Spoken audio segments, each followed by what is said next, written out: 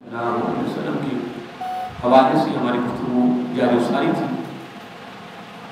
تو پچھلے جمعہ پر میں نے اس کا اختتام کیا اور آج ایک جمعہ فقط محبوب سبحانی قطب ربانی شیخ سید عبدالقادر گیلانی الحسنی الحسینی رحمۃ اللہ تعالیٰ کے حوالے سے ایک دو باتیں جو اللہ تعالیٰ کی توفیق سے الزامات پر آنے والی ہے انشاءاللہ آپ تک پہنچ رہی ہے.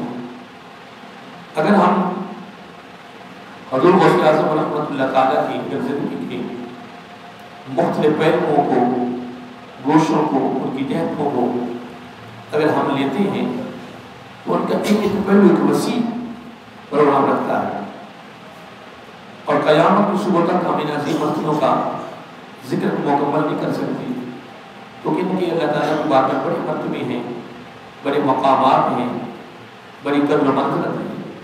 لیکن انہوں نے اپنی پوری زندگی کا ایک ایک عمل، ایک ایک فعل اور ایک ایک کام اور ایک ایک ادا پیارے آقا علیہ السلام کی سنت کے مطابق بلانا. انہوں نے اپنا کوئی عمل اپنی من مرضی سے نہیں کیا، لیکن سارا کچھ کرنے کے باوجود پھر ان پر خوف بھی طاری رہتا. تیاری کی صورت میں، موت قبر حشر میدان کی صورت میں، اللہ تعالیٰ کے دربار میں پیش ہونے کی صورت میں اب ان پر ایک خوف طاری رہتا تھا. اور عبادت و ریاضت میں یہ ہمیشہ مصروف رہتے، عبادت و ریاضت کثرت سے کرتے اور عبادت و ریاضت کر کے بھی یہ لوگ روتے رہے اور ان کی آنکھوں میں آنسو بہتے رہے، ان کی آنکھیں نم رہیں، ان کی آنکھیں تر رہیں اللہ تعالیٰ کے خوف سے. جبکہ اللہ تعالیٰ اس قرآن مجید اس آیت میں جو سورۃ یونس کی آیت نمبر 65 ہے اور 63 ہے 64 ہے، جبکہ اللہ تعالیٰ نے اس آیت کریمہ میں اپنے دوستوں کا اور اپنے محبوب بندوں کا ذکر جو ہے وہ خوف نہ ہونے کی صورت میں، غم نہ ہونے کی صورت میں اللہ تعالیٰ نے ذکر کیا ہے کہ ان کے لیے نہ دنیا میں خوف ہے نہ آخرت میں خوف ہوگا، نہ دنیا میں غم ہے اور نہ آخرت میں غم ہوگا. یعنی خوف اور غم کو ولیوں سے دور کر کے اللہ نے یہاں ذکر کر دیا ہے. جو میرے دوست ہیں یہ اللہ فرماتا کہ الا خبردار، انا بے شک، اب دو تقیدیں اللہ نے یہاں شامل کی ہے. الا یعنی پہ لوگوں کو خبردار کیا، چکنا کیا، متوجہ کیا، خبردار کیا، تیار کیا کہ لوگوں توجہ کریں جو میں آپ سے کہنا چاہتا ہوں. رابطہ کی صرف ایک تقید ہے انا بے شک، جو میں کہنا چاہتا ہوں اپنے دوستوں کے لیے، اپنے محبوب بندوں کے لیے جنہوں نے میری ریاضت کو، میری رضا کو، میرے قرب کو، میری خوشنودی کو عبادت و ریاضت کی صورت میں حاصل کیا ہے اور میری ان خوبصورت انعاموں سے مالا مال ہوئے ہیں. اب اندازہ لگائیں کہ اللہ تعالیٰ جب ان کا ذکر کرنے لگا تو رب نے دو مرتبہ یعنی بندوں کو خبردار کیا ہے اور دو تقیدیں لایا اللہ تعالیٰ. اور تقید ہوتی ہے نا، جو ہمیشہ یاد رکھیں، تقید وہاں کی جہاں کوئی کام ضروری ہو، کوئی کام سے توجہ ہو.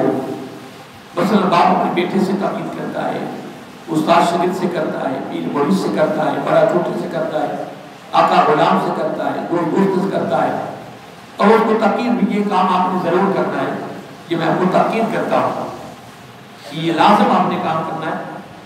اب یہ اللہ نے یہاں اپنے دوستوں کا ذکر کرنے سے قبل اللہ تعالیٰ نے دو تقیدیں لائے. الا خبردار، یعنی میں نے خبردار کیا کہ توجہ لگائی. پھر فرمایا آگے جو میں گفتگو کرنا چاہتا ہوں نا، ان کے لیے میں کرنا چاہتا ہوں، اس میں کوئی شک نہیں ہے، اس میں کوئی شک نہیں. انا اندازہ لگے کہ اللہ تعالیٰ نے اپنے کلام کے اندر کتنا خوبصورت ایک پیغام دیا ہے. اب بندہ عبادت و ریاضت کرتا کرتا اللہ کے قریب ہو جاتا ہے، اللہ کا قرب حاصل کرتا ہے، اللہ کی خوشنودی حاصل کرتا ہے، اللہ کی رضا حاصل کرتا ہے، اللہ کو راضی کرتا ہے، اللہ کو خوش کرتا ہے. جب اللہ تعالیٰ کا ایک محبوب بندہ بن جاتا ہے، اس کا دوست بن جاتا ہے، اللہ اس کو اپنا دوست بنا دیتا ہے، تو پھر اللہ تعالیٰ خود ان کے حق میں گفتگو کرتا ہے. ان کی تعریف کرتا ہے. تو یہ آیت نمبر 62 سورۃ یونس 11واں پارہ. اللہ تعالیٰ اپنے دوستوں کا ذکر کرنے سے قبل فرمایا لوگوں پہلے تیاری کرو، خبردار ہو جاؤ، متوجہ ہو جاؤ، توجہ کرو میری طرف، میں کچھ کہنا چاہتا ہوں. اتنی بات کرنے کے بعد رب فرمایا انا، بے شک جو میں کہنا چاہتا ہوں نا، جو میری گفتگو ہے، جو میرا پیغام ہے، جو میں تمہیں پیغام دینا چاہتا ہوں، جو میں گفتگو کرنا چاہتا ہوں، جو میرے ہاں آپ کے کلمات آ رہے ہیں، ان کے اندر کوئی شک نہیں ہے، اس میں کوئی شک نہیں کہ میں کیا کہنا چاہتا ہوں. اب اللہ کیا فرما رہا ہے؟ اولیاء اللہ، یعنی اللہ کے جو دوست ہیں، اللہ کے جو دوست ہیں، اب ان کی پتہ شان کیا ہے، ان کی عظمت کیا ہے، ان کا مقام و مرتبہ کیا ہے. اب اللہ نے یہاں 2 ڈگریوں کا ذکر کیا ہے. کتنی؟ 2 تحفوں کا ذکر کیا ہے، 2 شانوں کا ذکر کیا ہے، 2 مقاموں کا ذکر کیا ہے. اس میں پہلا مقام ہے لا خوف علیہم، یعنی ان پر دنیا اور آخرت میں کوئی خوف نہیں ہوگا. اب اس بات کو مجھے غور کرنا ہے تاکہ اس کا مزید تشریح کرنا چاہیں. لا خوف علیہم، اب ان پر جو اللہ کے دوست ہیں، جنہوں نے عبادت و عیادت کی صورت میں محنت کی ہے، قامش کی ہے، جدوجہد کی ہے، اللہ تعالیٰ کو راضی کرنے کی کوشش کرنے کے لیے دن رات ان عبادت و عیادت کی. اللہ تعالیٰ فرما رہا ہے کہ اب ان پر نہ دنیا میں خوف ہے اور نہ آخرت میں خوف ہے. وَلَا هُمْ يَحْزَنُونَ، اور نہ دنیا میں ان کے لیے کوئی غم ہے اور نہ کوئی آخرت میں غم ہے. اور ان کے لیے کوشش میں فرمایا الَّذِينَ آمَنُوا وَكَانُوا يَتَّقُونَ.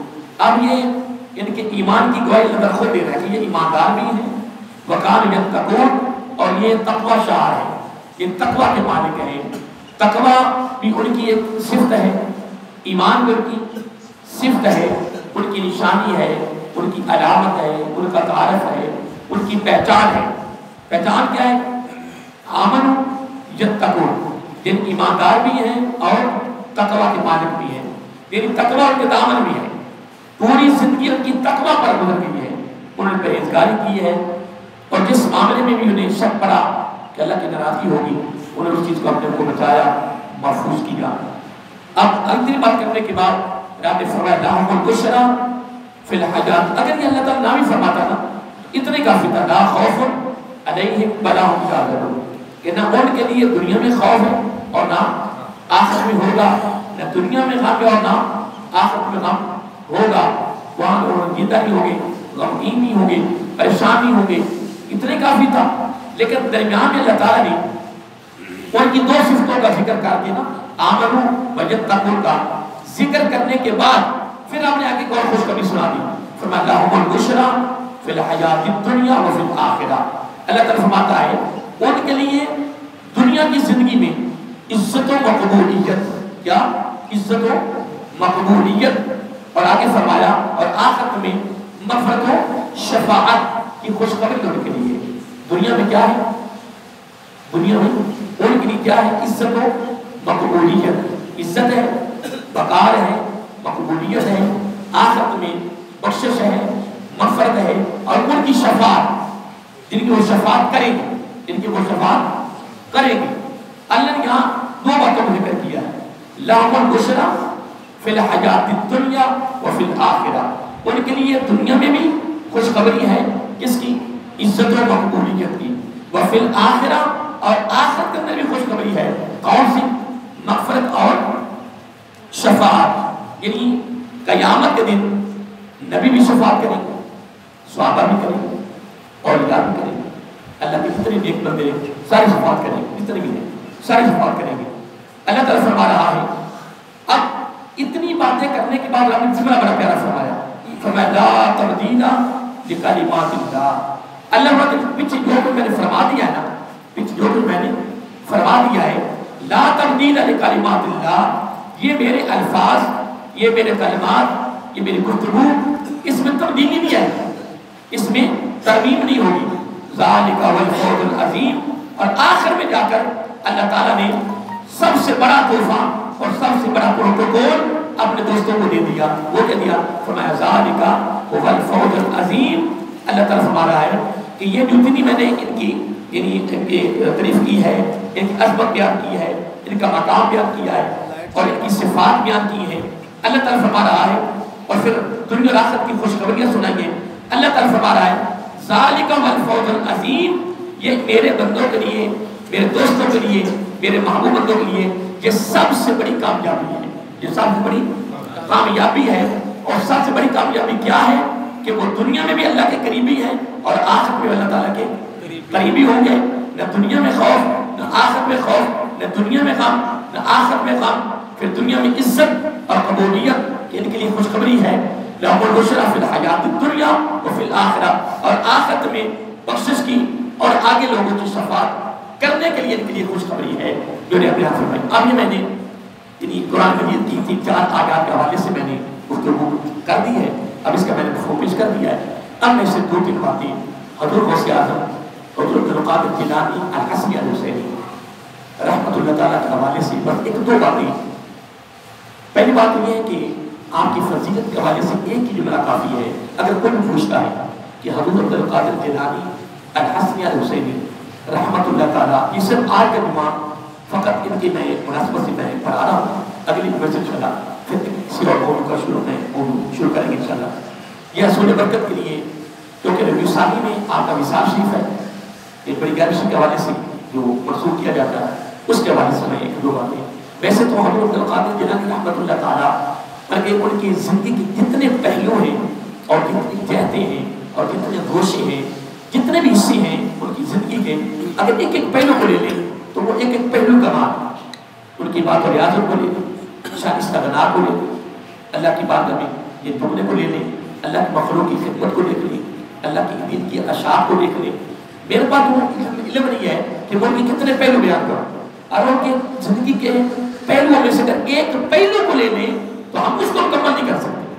لیکن اجمالی طور پر میں حصول برکت کے لیے میں حاضر لکھوا رہا ہوں کہ حضور عبد القادر جیلانی رحمۃ اللہ تعالیٰ، اب ان کی عظمت کے حوالے سے، تعریف کے حوالے سے ایک ہی جملہ کافی ہے.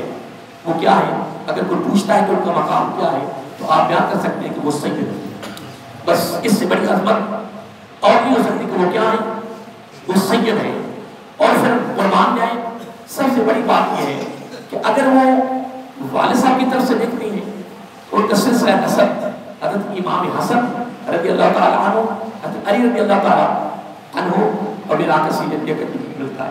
اگر آپ واقع کی طرف سے دیکھیں تو آپ کا سلسلہ نسب حضرت امام حسین رضی اللہ تعالیٰ عنہ حضرت علی سے جا کر ملتا ہے. اور ایک بات اور بھی یاد رکھیں کہ سید کا جو سلسلہ ہے وہ آقا علیہ السلام کی بیٹی سے شروع ہوا ہے. جس سے اب دیکھیں جنات کے اندر جس طرح ہمارے ملک ہیں، سیاسی جماعتیں ہیں، مسلک ہیں، مذاہب ہیں، نقاط فکر ہیں، قومیں ہیں، ٹھیک ہے جی. جو سلسلہ انسان میں ہے وہی سلسلہ جن میں ہے. جو سلسلہ انسانوں میں ہے اس طرح جنات میں ہے. سارے سلسلے چل رہے ہیں. مثلا یہ ہمارا یہ سیاسی جلوس نکالتے ہیں جی، ہنگامے ہو رہے ہیں جی، بڑا کچھ ہو رہا ہے، سارا کچھ بولتے ہیں. قومیں بھی ہیں، ذاتیں بھی ہیں، مذاہب بھی ہیں، ملک بھی ہیں، بادشاہیاں بھی ہیں، ٹھیک ہے جی، مسالک سب کچھ جس طرح انسانوں میں اس طرح جنات میں بھی ہے. ہاں ایک چیز ان کے اندر نہیں پائی جائے جنات کے اندر. کون سا؟ ایک چیز جنات میں نہیں پائی جاتی، اس کو کہتے ہیں سید. کیا کہتے ہیں؟ یعنی سید جنات میں نہیں ہے. سعادات کا سلسلہ جنات میں نہیں ہے. سید کا سلسلہ اگر شروع ہوا ہے تو وہ میرے آقا علیہ السلام کی صاحبزادی حضرت فاطمہ الزہرا سلام اللہ سے شروع ہوا ہے. حضرت علی رضی اللہ تعالیٰ عنہ کی باقی جتنی بیویاں ہیں ان میں سے جتنی اولادیں ہیں وہ سید نہیں کروا سکتے. نہ کسی سید کلوایا وہ علوی کلمہ. کیا کلمائیں گے؟ بات یاد رہے گی. حضرت علی مطلع حیدر قرار باب مدینۃ العلم رضی اللہ تعالیٰ عنہ کی حضرت فاطمہ الزہرا سلام اللہ ہے. اب ان کی اولاد کے علاوہ باقی کیونکہ ان کی زندگی میں دوسری شادی نہیں کی ہے، ان کا بھی شادی ہوا ہے تب آپ نے آپ کی شادیاں کی ہیں.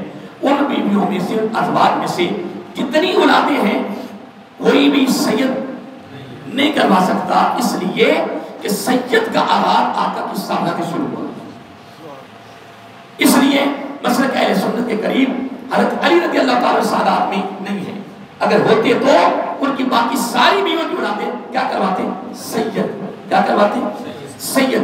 سید وہی کروائیں گے جو امام حسن رضی اللہ کی اولاد ہے یہ عادت امام حسین رضی اللہ کی اولاد ہے، انہیں کتنا سے چلتا رہا ہے، قیامت تک چل رہا ہے، چلتا رہے گا، وہ سارے کیا ہیں؟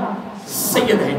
حضور غوث اعظم حضور عبد القادر جیلانی الحسنی الحسینی علیہ رحمہ، ان کی عظمت، ان کی شان و شوکت، ان کا مقام و مرتبہ، ان کی قدر و منزلت، ان کی عظمت، ان کی رفت کے لیے فقط ایک ہی نقطہ کافی ہے۔ کیا؟ ایک نقطہ کافی ہے۔ وہ کون ہے؟ وہ سید ہے۔ وہ کیا ہے؟ اور پھر کمال یہ ہے کہ والد کی طرف سے بھی سید ہیں، والدہ کی طرف سے بھی سید ہیں، نام کے بھی سید، ابتداء کے بھی سید ہیں۔ یہ آپ کی عظمت کے حوالے سے سب سے بڑی جو ہے نا وہ شان وہ آپ کی ہے۔ نمبر 2، آپ 470 ہجری میں جناب میں ایک علاقہ ہے وہاں آپ پیدا ہوئے اور سیدوں کے گھر میں پیدا ہوئے، لیکن قربان جائیں کہ آپ مادر زاد بنی ہیں۔ کیا؟ یعنی عالم ارواحی سے آپ کی ولایت کا انتخاب ہو گیا۔ اب ولایت کے اندر دو حصے ہیں، ایک راہ سلوک ہے، ایک راہ جد ہے۔ راہ سلوک اور راہ جد ایک علمی گفتگو ہے کہ میں سلیس کر رہا ہوں۔ راہ جد اس کے اندر کوئی محنت کی ضرورت نہیں ہے، اس کو کہتے ہیں اللہ یجتبی الیہ من یشاء، اور راہ سلوک ہے ویہدی الیہ من یونیب۔ سورۃ الشورى 25 بار کے اندر یہ الفاظ آتے ہیں۔ یعنی ایک بندہ یہاں بیٹھا ہے، اپنا کام کر رہا ہے، اللہ تعالیٰ کی نظر پڑی، اللہ کی نگاہ میں آیا اور اس کو پتہ بھی نہیں، اللہ نے اس کو وہاں سے اٹھایا اور بغیر سلوک کی منازل طے کر دی اور بغیر محنت کے، بغیر کاغذ کے اللہ تعالیٰ نے اس کو پسند کیا اور اس کو وہیں سے اٹھایا اور ولایت کے اوپر فرق ہے۔ ایک ولایت یہ ہے، یہ راہ جد ہے، اور ایک راہ سلوک ہے، اس میں کہ شاہ کے ساتھ ربط ہوتا ہے، پھر اس کے اندر مناظرتیں ہوتی ہیں، مراقبے ہوتی ہیں، مجاہدات ہوتی ہیں، محنت ہوتی ہیں۔ دنیا میں کوئی شعبہ بغیر محنت کے نہیں ہے، بغیر محنت کے ترقی نہیں ہے، بغیر مجاہدے کے عروج نہیں ہے۔ اس طرح دین کے اندر بھی ہے، ولایت کی لڑی کے اندر بھی، لیکن کچھ ایسے اللہ والے پیدا ہوئے ہیں کہ جو پیدا ہوئے ہیں تو ولی پیدا ہوئے۔ اس طرح میں شیخ مسلم رحمۃ اللہ علیہ، شیخ خوشی والے، یہ بھی مدرسہ ولی، حضرت امیر الدین رحمۃ اللہ علیہ کوٹ رشید والے، وہ روزانہ فجر کی نماز پڑھ کے باہر نکلتے اور شرکش کی طرف ایسے کھڑے رہتے۔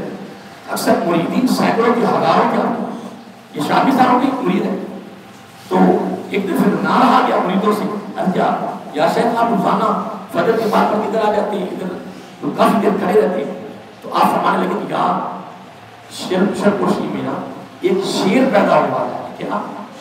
اللہ والوں کی خبریں دیکھنا اندازہ نہیں کرتا، یہاں ایک شیر پیدا ہونے والا ہے، میرا بھی چاہتا ہے کہ اس شیر کو میں قید کر دوں۔ اندازہ نے کہا کہ ابھی مرید پیدا نہیں ہوا تو شاید پہلی جنابوں کے لیے تیاری نہیں، اور ہمیہ شیر مشاہد اللہ ہے، میں قریب کا حوالہ دے رہا ہوں نا، قریب کا یہ مادر ذات نہیں ہے۔ حضور غوث اعظم علیہ رحمہ عالم ارواحی میں غوثیت کے درجہ پہ فائز کر دیا درجہ ہے، اور اس کی مثال کمال درجے کی یہ ہے کہ آپ پیدا ہوئے، آپ اور پیدا کس مہینے میں ہوئے؟ آپ اچھا سب جانتے ہوں گے، رمضان شریف میں 470 ہجری میں پیدا ہوئے، اور پیدا کہاں ہوئے؟ جیلان میں، ایک علاقہ ہے، جیلان ایک علاقہ ہے، ایک گاؤں ہے، وہاں پیدا ہوئے، سیدوں کے گھر میں پیدا ہوئے، اور مہینہ کون سا تھا؟ رمضان مبارک کا مہینہ تھا، اور مادر زاد ولی، مادر زاد غوث سیدوں کے گھر میں پیدا ہوئے۔ اور اگر آج تو نعرہ غوثیہ بھی لگائے، 11ویں بھی دیں، گیت بھی گائیں، تو پھر تو روزہ بھی نہ رکھیں تو کمال نہیں۔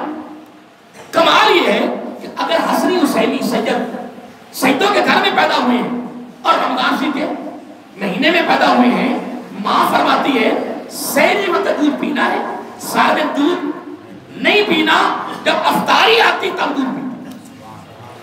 پورے رمضان کے روزے آپ نے رکھے اور سبق دیا ماننے والوں، عقیدت مندوں کو سبق دیا، درس دیا، اور آپ کی اس یعنی ابتدائی زندگی سے، ابتدائی سیرت سے، ابتدائی اس عمل سے، یعنی عقیدت مندوں کو محبت کرنے والے، گیت گانے والے، نام لیوا، ان کو سب سے بڑا پیغام یہ دیا کہ میں پیدا ہوتے ہی میں نے اللہ کے حکم کی تعمیل کی ہے، جبکہ اس عمر میں روزہ فرض نہیں ہے۔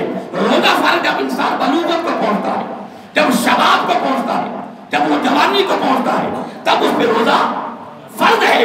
لیکن حضور غوث اعظم حضور عبد القادر جیلانی رحمت اللہ تعالی رمضان شریف میں پیدا ہوتے ہی آپ نے رمضان شریف کے سارے روزے رکھ کر آنے والے ماننے والوں کو بہترین سبق بھی دے دیا, درس بھی دے دیا, پیغام بھی دے دیا, اصلاح بھی کر دی, تربیت بھی کر دی کہ میں نے تو پیدا ہوتے ہی اللہ کے حکم کی تعمیل کرتے ہوئے ایک روزے کو بھی ترک نہیں ہونے دیا. اصل میں بات یہ نہیں ہے کہ انہوں نے وہی روزے رکھے, اس کے بعد جتنے رمضان آئے ہیں جوانی تک وصال شریف تک جوانی تو روزے رکھنے تھے, جوانی میں روزے تو رکھنے تھے, لیکن اس کے بعد بھی آپ نے اپنے بچپن میں لڑکپن میں جتنے رمضان ہے سارے روزے رکھے. اب ایک پیغام کو یہ بھی تھا, اب ایک پیغام اور بڑا خوبصورت ہے, وہ یہ ہے کہ حضور غوث اعظم رحمۃ اللہ تعالیٰ جب آپ تعلیم کے لیے اپنے گھر سے نکلے, کیا تعلیم کے لیے اپنے گھر سے نکلے تو والدہ محترمہ کی اجازت سے نکلے, کیونکہ آپ جب بھی باہر کھیتی باڑی کرنے نکلتے تھے نا تو آوازیں آتی تھی کہ اللہ تعالیٰ نے آپ کو اس کام کے لیے نہیں پیدا کیا, آپ کو اپنے دین کی اشاعت کے لیے پیدا کیا. ایک دن روایات میں آتا کہ بیلوں کو لے کر ہل چلانے کے لیے جب کھیتی باڑی کرنے لگے تو آوازیں حتیٰ کہ یہاں تک کہ بیل کو اپنے بولنے کی اجازت دی اور بیل بول اٹھا کہ آپ اور اپنے اس کام کے لیے بھیجا, آپ اور اپنے تبلیغ کے لیے بھیجا ہے, دین کی اشاعت کے لیے بھیجا ہے. کس کے لیے؟ دین کی.